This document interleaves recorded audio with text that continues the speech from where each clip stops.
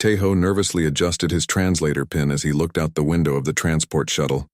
Earth's blue-green surface grew larger with each passing moment, its swirling white clouds and vast oceans unlike anything on his dry homeworld. As one of the most promising students at the Galactic Academy of Military Sciences, he'd been chosen to represent the Keldorian people in this unprecedented exchange program with the newest members of the Galactic Alliance, humans. "First time seeing Earth?" asked a tall, blue-skinned Selkath named Su-Min, her amphibious features glistening under the shuttle lights. "Is it that obvious?" Tejo replied, his four-fingered hand smoothing down the front of his formal robes. "We're all nervous," said Do-hyun, the insect-like Trachean who had taken the seat on Tejo's other side. His compound eyes reflected the approaching planet in hundreds of tiny mirrors. "These humans have only been part of the Alliance for 3 cycles, and already they're making waves." It was true. Despite being from what most species considered a death world, with crushing gravity, wild atmospheric pressure swings, and extreme temperature variations, humans had proven themselves as surprisingly capable fighters during the recent skirmishes with the Mesic Horde. That's why 12 representatives from different alien academies had been selected to learn their methods. The shuttle banked sharply as it entered Earth's atmosphere, causing several students to grip their seats. Tejo remained calm, watching the landscape change from blue to green to a mix of urban sprawl and rocky wilderness. They were heading toward what the humans called the Rocky Mountains, where their International Defense Academy was located. As they landed on a concrete pad marked with strange symbols, Tejo saw a line of uniformed humans standing at attention. A short woman with dark hair pulled into a tight bun stepped forward as the shuttle doors opened. "Welcome to Earth," she said, her voice clear through their translators. "I'm Commander Ji Young, your liaison for the exchange program. We're honored to host representatives from the Galactic Academy." Tejo studied her with interest. Unlike the tall, willowy Keldorians, humans were compact and dense-looking.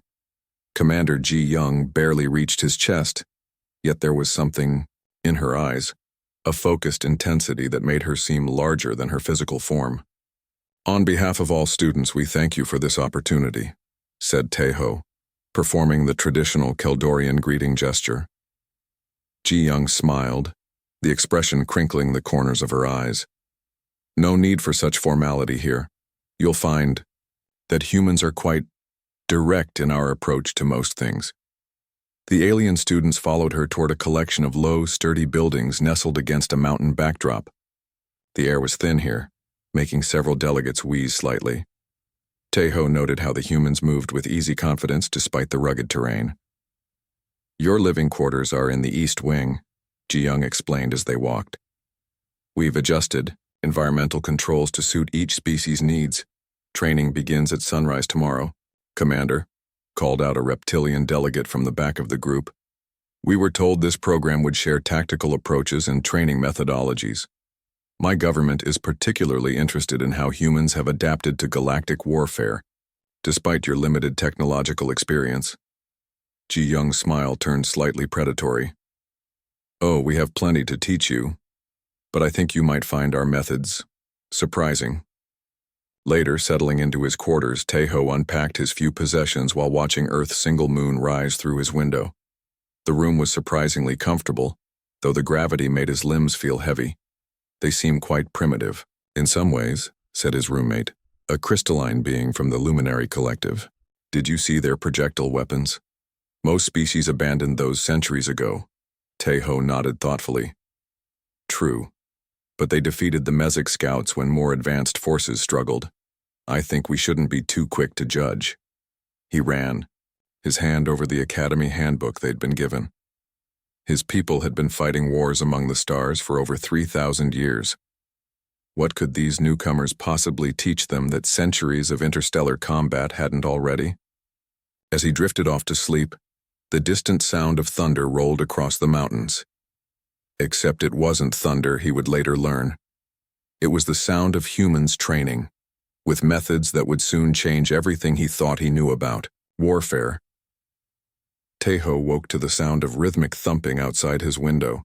Squinting against the early morning sunlight, he saw humans running in formation, their breath making little clouds in the cold mountain air. They moved as one unit, chanting, something he couldn't quite make out. His translator pin occasionally caught phrases like left, right, left, and can't slow down. After a quick breakfast in the dining hall, where most alien students poked suspiciously at unfamiliar Earth foods, they gathered in a large classroom. The walls were decorated with maps of Earth and star charts showing recent battle locations. Commander Ji Young stood at the front, her uniform crisp and her posture perfect. "Today we begin with tactical theory," she announced. "Then we'll observe some training exercises after lunch." Taeho found himself unexpectedly interested as Ji Young outlined human battle strategies. They were simple but clever, focusing on adaptability rather than technological superiority. Humans seemed to expect things to go wrong and planned accordingly. It was different from Keldorian military doctrine, which relied heavily on superior weapons and precision. "Our greatest strength," Ji Young explained, tapping a diagram on the screen, "is not our technology or numbers, but our ability to think creatively under pressure." Du Hyun, the Trachean, raised one of his segmented limbs. "But surely simulation training can prepare soldiers for any scenario. My people run millions of battle simulations before ever engaging in combat." Ji Young smiled. "Theory and practice often differ in unexpected ways. We find that real-world training produces better results." The lecture continued for another hour, before Ji Young announced it was time to observe an active training session. The alien students followed her across the academy grounds toward a fenced area marked with warning signs. "This is our advanced tactical response course," she explained as they approached a viewing platform. "Today's class is working on urban warfare scenarios." Below them sprawled a mock city block with partially destroyed buildings, overturned vehicles, and various obstacles. Human soldiers moved between positions, communicating with hand signals. The aliens watched with professional interest, but nothing seemed particularly revolutionary. "When does the simulation begin?" asked Su-min, the Selkath student. "It's already underway," Ji Young replied. Just then, a deafening explosion rocked the nearest building. The viewing platform shook, and several alien students dropped to the floor in panic. Taeho instinctively covered his head, his heart racing. The air filled with smoke and the unmistakable smell of burning materials. "We're under attack," shouted one of the Luminari delegates, his crystalline form flashing with alarm colors. A series of sharp cracks followed, unmistakably weapon fire. Through gaps in the smoke, Taeho could see flashes of light and human soldiers diving for cover. Some appeared to fall, while others returned fire at unseen enemies. Yet strangely, Commander Ji Young hadn't moved. She stood calmly watching the chaos below, hands clasped behind her back. "Should we evacuate?" Taeho asked urgently, pulling at her sleeve. Ji Young turned to him with a puzzled expression that quickly changed to understanding. "Oh, no, this isn't an attack. This is the training exercise I mentioned." Another explosion sent debris flying, and more gunfire erupted from a different direction. The alien students looked at her in disbelief. "Those are real explosions," Ji Young explained casually. "And yes, they're using actual ammunition." But your people could be killed," stammered Su-min, her wet skin paling to a lighter blue. Ji Young nodded. "There's always risk, but we minimize it. The explosive charges are carefully calculated and the live rounds are used in controlled directions." She gestured toward the action. "Watch how they respond, not to what they expect but to what actually happens." Below, a section of wall collapsed unexpectedly. Without hesitation, the human soldiers adjusted their positions, creating new firing lanes and communication paths. Their movements were fluid, instinctive. "This is madness," whispered the reptilian delegate. "On my world, all combat training is conducted with harmless light beams that simulate weapons fire. No trainee has died in 700 years. And how do your troops perform in their first real battle?" asked Ji Young. The reptilian looked away uncomfortably.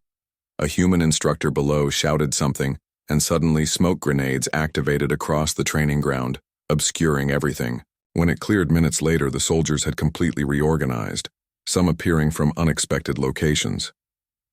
We call it stress inoculation, Ji Young continued. The body reacts differently when there's genuine danger. The heart races, hands shake, vision narrows. If a soldier's first experience with these sensations is during actual combat, they often freeze or panic. Taeho watched a young human soldier dash across an open space as actual bullets struck near her feet. Instead of hesitating, she rolled smoothly behind cover and immediately returned fire. But surely virtual reality could simulate, began Do-hyun. We've tried, Ji Young interrupted.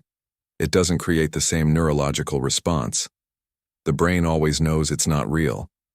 Another explosion made the viewing platform vibrate. This time, fewer alien students ducked. You're telling me, said Taeho slowly, that humans deliberately train under life-threatening conditions to improve focus?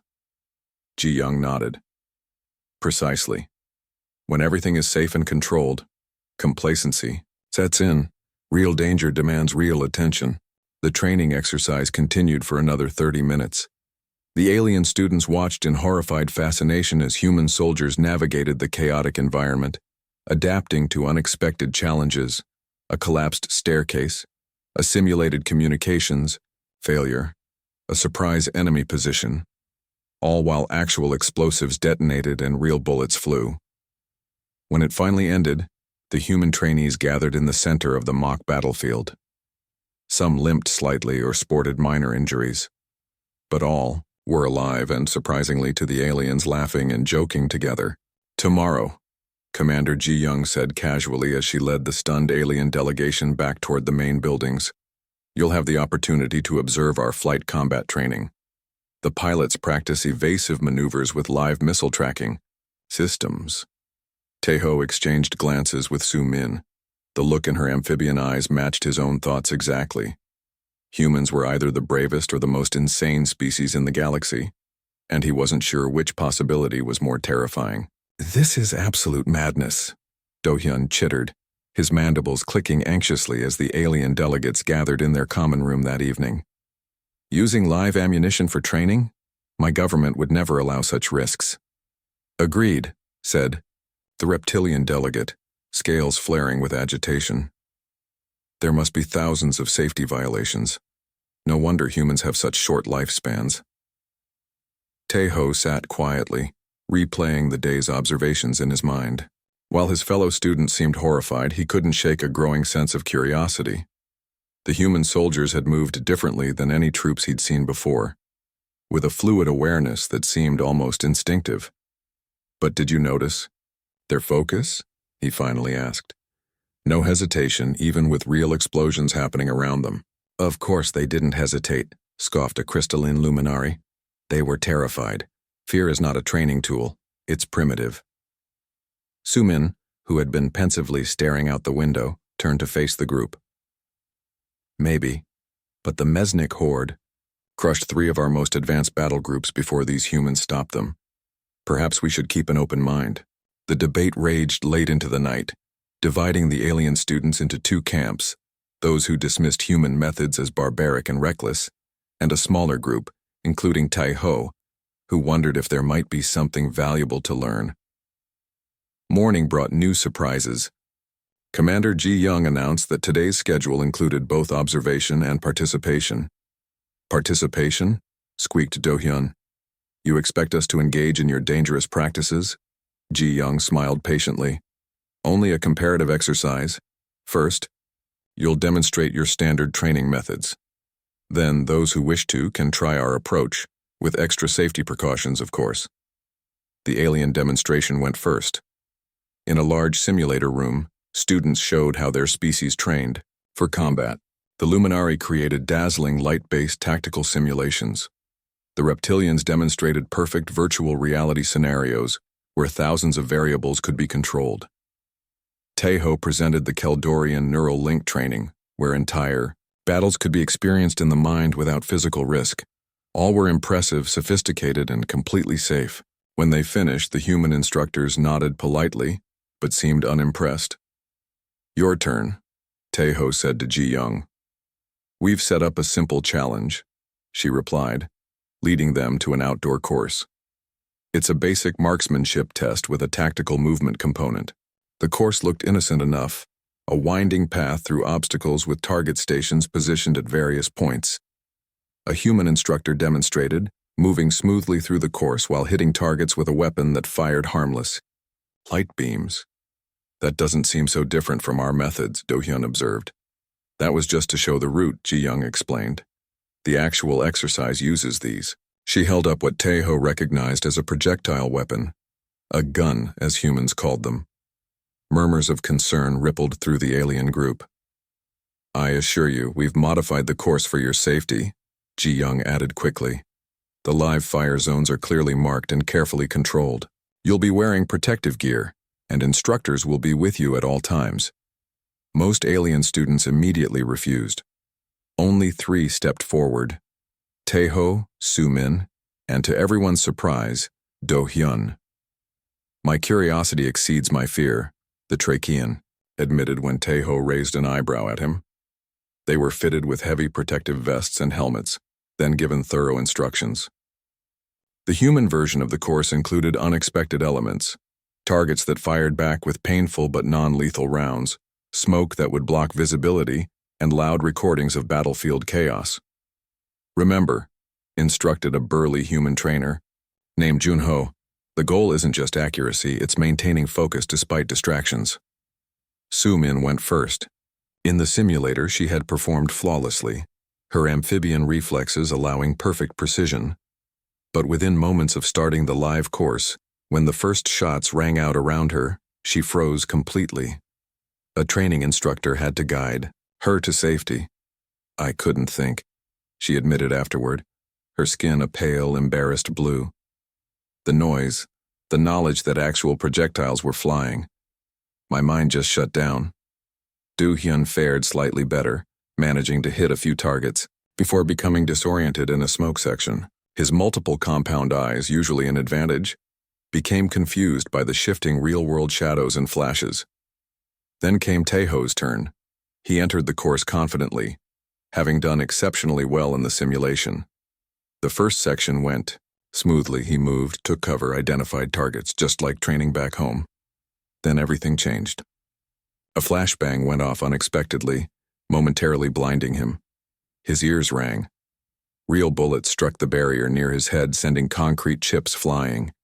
His heart began racing, hands trembling. This was nothing like the simulation.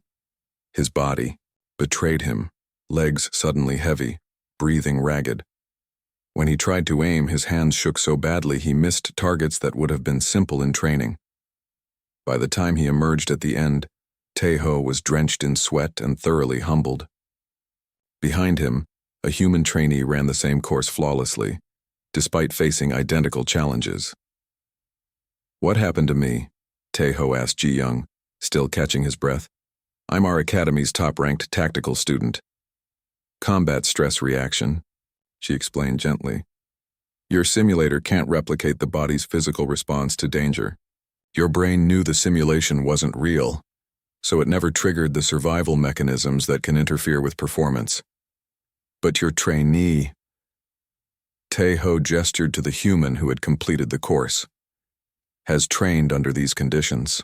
For months, Ji-young finished. The first time she performed worse than you did. But her body has learned that it can function despite the stress response. We call it getting comfortable being uncomfortable. That evening, the 3 volunteers sat apart from the other alien students, sharing a strange bond forged through shared humiliation. Our training is fundamentally flawed, Tae-ho said quietly. We've created perfect soldiers for environments that don't exist. Real combat isn't clean or predictable. Soo-min nodded. I've been in 2 actual battles. Both times I performed worse than in any training scenario. Now I understand why. Do-hyun's antennae twitched thoughtfully. Their method is dangerous but effective. My people say, theory without experience is like flying without wings. Tae-ho looked across the dining hall where human trainees ate together, their easy camaraderie evident. One sported a bandage, another had a visible bruise, marks of their realistic training. I want to try again, he announced suddenly. His friends looked at him in surprise. The human way, Taeho clarified. Not just the obstacle course, the full program. That's crazy, Sumin said. But her tone lacked conviction. Maybe, Taeho agreed. But I'd rather be crazy and prepared than comfortable and dead in my first real battle. After the evening meal, Taeho found Commander Ji-young in her office. Rain pattered against the windows as mountain clouds gathered outside, making the small room feel even more enclosed. A desk cluttered with paper maps and digital displays dominated the space, a curious mix of old and new technology that seemed typical of humans. I want to understand, Taeho said without preamble. Why do humans train this way when safer methods exist? Ji-young gestured to a chair. Sit. This might take some explaining. Taeho folded his long Keldorian frame into the human-sized seat, his four-fingered hands resting awkwardly on his knees. Today on the course, what did you experience? Ji-young asked. Physically, I mean. Taeho considered. My heart started racing. My breathing became erratic. My hands trembled so badly, I could barely aim. My thinking became clouded. Exactly, Ji-young nodded. Combat stress reaction. Every sentient species experiences it, a flood of chemicals released when the body senses danger. Useful for our ancestors fighting predators, problematic for modern soldiers who need precision, and clear thinking. She tapped a panel on her desk and a holographic display appeared between them, two brain scans rotating slowly. These are comparative scans, she explained. The left shows brain activity during simulator training. The right shows response to real danger. Taeho studied the images. The patterns were dramatically different. The simulator brain operated in orderly, methodical patterns, while the real danger brain showed chaotic, intense activity in completely different regions. We found something interesting, Ji-young continued. For most galactic species, these patterns eventually match up. After thousands of years of simulator training, your brains have evolved to respond to virtual threats similarly to real ones. Isn't that good? Asked Taeho. It would be, except Ji-young swiped to a new image, a human brain scan. Humans show fundamentally different patterns. We haven't been using advanced simulators for millennia. When we know something isn't real, our brains simply don't engage the same survival circuits. Lightning flashed outside, briefly illuminating the office.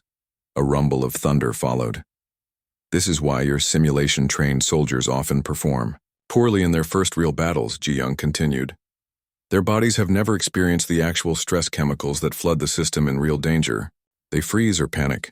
She swiped again, showing 4 brain scans labeled with timestamps. These are taken from a human trainee during their progression through our program. The first shows their initial live-fire exercise, similar to what you experienced today. Notice the chaotic activity, the overactive fear centers. Taeho nodded, recognizing the patterns. Now look at the 4th scan, after 6 months of training with real-world stress. The brain still activates its danger response, but the higher cognitive functions remain operational. They've learned to function despite the body's alarm signals. Something clicked in Taeho's understanding.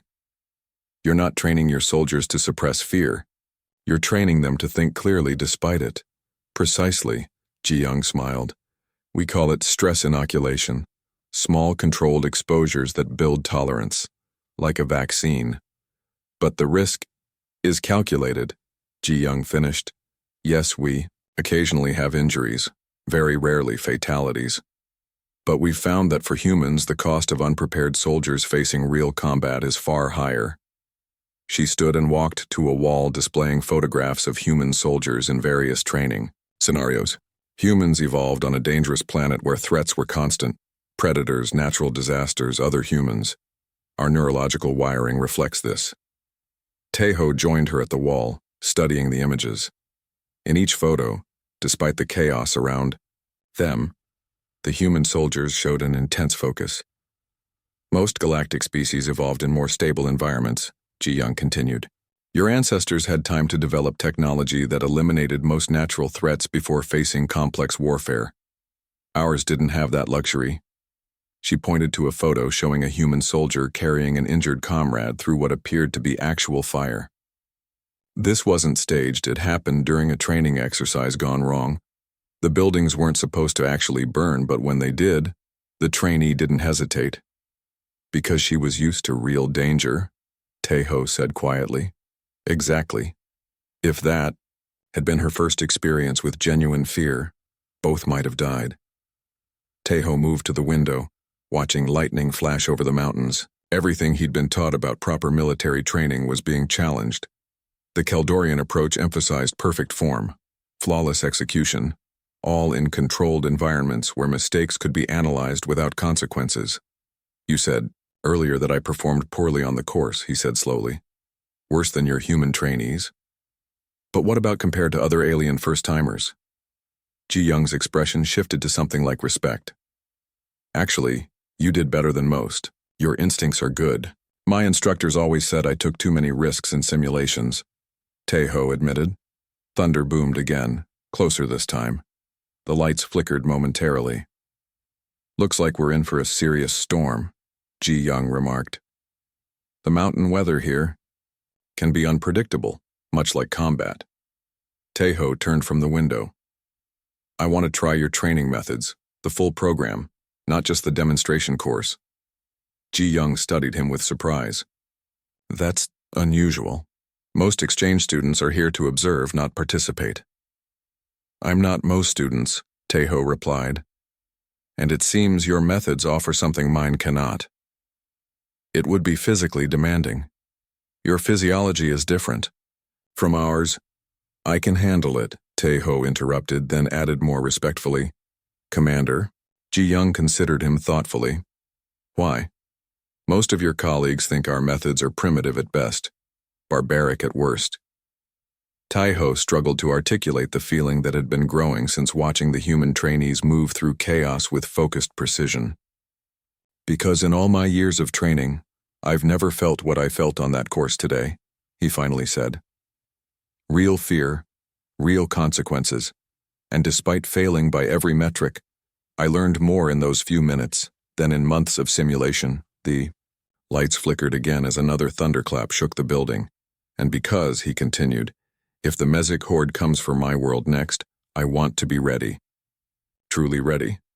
Ji Young's expression softened. The first rule of human combat training is knowing your limits. Pushing them, yes, but recognizing them. Can you commit to that?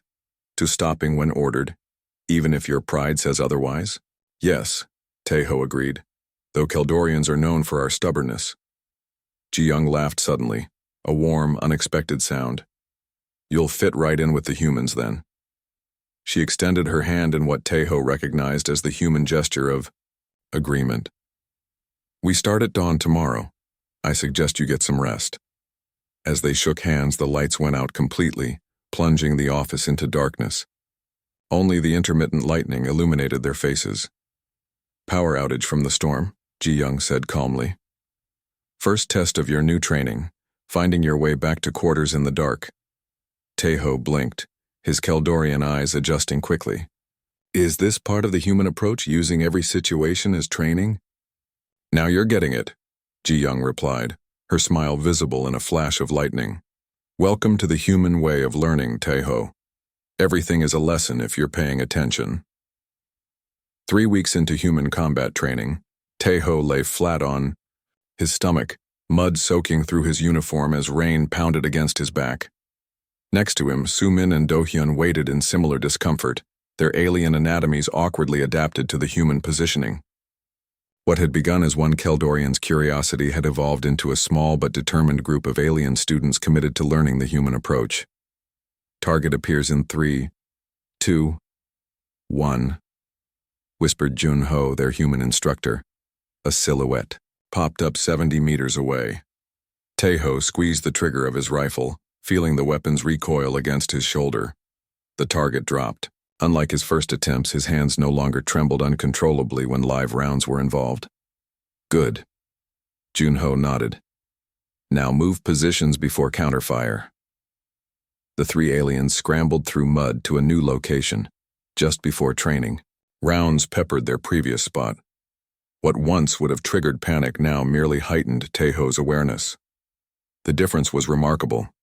"I never thought I'd get used to this," Sumin panted, her amphibian skin actually benefiting from the wet conditions. "I'm still not used to it," chittered Do-hyun, his insectoid limbs struggling with the human weapon. "But I'm functional despite the discomfort. That's the point, isn't it?" Later, as they cleaned mud from their gear inside a warm equipment shed, Commander Ji-young arrived with unexpected news. "The Galactic Military Command is sending an evaluation team," she announced. "They've heard about our unconventional training arrangement." Taeho looked up from the rifle he was disassembling. "Are we in trouble?" "Not exactly," Ji-young said, though her expression suggested concern. "But our integration experiment wasn't officially sanctioned. Some delegates from your home worlds are questioning its safety and diplomatic appropriateness. They want to shut it down," Sumin realized. Ji-young nodded. "The evaluation team arrives tomorrow. They'll observe your progress and make recommendations." After she left, the three exchanged worried glances. "My government representatives will never approve," Do-hyun said. "The Trachean High Command believes simulation is the pinnacle of training evolution. This would be seen as regression." "Mine too," said Sumin. "They'll say we're being reckless." Taeho carefully reassembled his weapon, movements now practiced, and fluid where once they had been clumsy. "Then we'll have to show them what we've learned." The next day, representatives from each alien world arrived, stern-faced officials in formal diplomatic attire, looking distinctly uncomfortable in Earth's atmosphere. Among them, Taeho recognized Elder Kinju, his own academy's military doctrine instructor whose traditional views were legendary. "Trainee Taeho," Elder Kinju greeted him coldly. "Your decision to engage in these primitive methods has caused considerable concern." "With respect, Elder," Taeho replied, standing at attention. "I believe what we've discovered here could revolutionize our approach to combat readiness." The Elder's expression remained skeptical. "We shall observe your demonstration and then make our determination." The alien students had prepared a comparative demonstration, first showing their performance in traditional simulation, then in live training scenarios. In the simulators, they performed flawlessly, as expected. The officials nodded approvingly. Then came the live demonstration. For this exercise, Commander Ji-young explained to the gathered officials, "Your trainees will face an unexpected combat scenario with real obstacles, limited visibility, and genuine stress factors. Their objective is to rescue a downed pilot while evading hostile forces." The officials murmured concerned objections, but Ji-young continued, "All ammunition is non-lethal training rounds. Explosives are controlled charges designed to create battlefield conditions without causing injury. Safety observers can halt the exercise at any time." Taeho, Sumin, and Do-hyun, along with 2 human trainees they'd been working with, entered the training ground. Unlike the early days, the alien students now moved with a confidence that mirrored their human counterparts. The exercise began with a disorienting flash-bang explosion. Smoke filled the area as training rounds pinged off surfaces around them. Instead of freezing, the mixed team moved cohesively into defensive positions. "Sumin, water hazard ahead," Taeho called. "Take point." The Selkath nodded, using her amphibious advantages to navigate a flooded section. Do-hyun positioned himself where his compound eyes could track multiple threats simultaneously. "Movement. 2 o'clock, he chittered, his insectoid reflexes allowing him to spot dangers the others missed. Working together, utilizing each species' natural abilities, they completed the rescue mission in record time. When they emerged, breathing hard but successful, even the most critical officials seemed thoughtful. "Impressive coordination," admitted a Trachean representative, "but the risk remains unjustifiable." "With respect," Ji-young interjected, "perhaps we should show you one more demonstration." She led them to a different training area. "This is a direct comparison. We've created identical combat scenarios in both virtual simulation and real-world conditions. Your representatives will engage the virtual version, while your trainees handle the live version." The officials reluctantly agreed, certain their simulation expertise would prove superior. The results were undeniable. While the officials performed technically perfectly in their simulations, their execution lacked the fluid adaptability of the trainees. When unexpected elements were introduced, a sudden change in mission parameters, equipment failures, unpredictable enemy actions, the simulation-trained officials struggled to adjust. This is the key difference, Tejo explained afterward, standing tall despite his muddy uniform. Simulation teaches you what to do when everything goes according to plan. This training teaches you what to do when nothing does. Elder Kinju stroked his facial tendrils thoughtfully. You performed differently than I expected, trainee Tejo. Thank you, Elder. That wasn't necessarily a compliment, the Elder cautioned. You've abandoned many of our traditional forms, but achieved the objective more effectively, Tejo countered respectfully. Isn't that what matters in actual combat?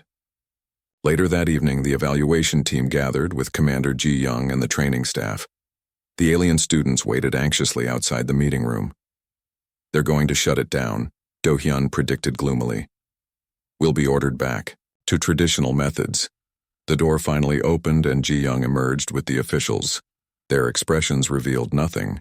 After considerable discussion, announced Elder Kinju, the Galactic Military Command has decided to establish a joint training initiative incorporating elements of both methodologies. Tejo blinked in surprise. A joint initiative? Ji Young nodded. Your governments recognize the value of what we've developed here. They're authorizing a formal expansion of the program, human live-fire training techniques combined with advanced alien simulation technology. With appropriate safety protocols, added a Selkath representative hastily. And who will lead this initiative? Asked Suman. Elder Kinju fixed his gaze on Tejo. Those who have already begun the integration seem the logical choice. Trainee Tejo, the Keldorian High Command is offering you a new position, liaison instructor at Earth's International Defense Academy. Me? Tejo's voice cracked in surprise. But I'm still a student. Not anymore, Ji Young smiled. Now you're a pioneer. 3 months later, Tejo stood before a new group of nervous alien exchange students. Behind him, the familiar sounds of live fire training echoed across the academy grounds. Yes, those are real explosions, he told their shocked faces. Yes, those are actual projectiles. And yes, that's exactly why humans have become such formidable warriors. He gestured to a training course where humans and aliens now trained side by side. Some species excelling in areas where others struggled, each contributing unique biological advantages to mixed species tactical teams. Our different evolutionary paths have given us different strengths, Tejo continued. Some of you have superior vision or reflexes. Others possess natural armor or environmental adaptations. Humans brought something unexpected to the Alliance, the ability to function effectively under genuine stress. A distant explosion punctuated his words, making several new students flinch. Tejo smiled, remembering his own first reactions. Today you'll begin to understand why this approach works. It won't be comfortable. It won't be safe in the way you're accustomed to. But when the real battles come, and they will come, you'll be truly ready. He turned to where Commander Ji Young waited by the training ground entrance, now a friend as much as a colleague. Prepare yourselves, Tejo told the wide-eyed students. You're about to experience the most effective combat training in the galaxy, the best of human instinct combined with the best of alien technology. Together we're creating something new. As they moved toward the training grounds, Do Hyun, now a fellow instructor, chittered softly to Tejo. Remember when we thought humans were primitive for using live ammunition? Now look at us, Tejo laughed. Teaching others to embrace the danger. The galaxy won't know what hit it, Do Hyun agreed, especially not the Mesic horde. Tejo nodded, watching the new trainees prepare for their first taste of real combat stress. Their journey was just beginning, but the path had been blazed. Sometimes the oldest, simplest approaches, combined with the newest technology, created the most powerful results. And sometimes it took a species from a dangerous world to remind the galaxy that perfect simulations couldn't prepare you for imperfect reality.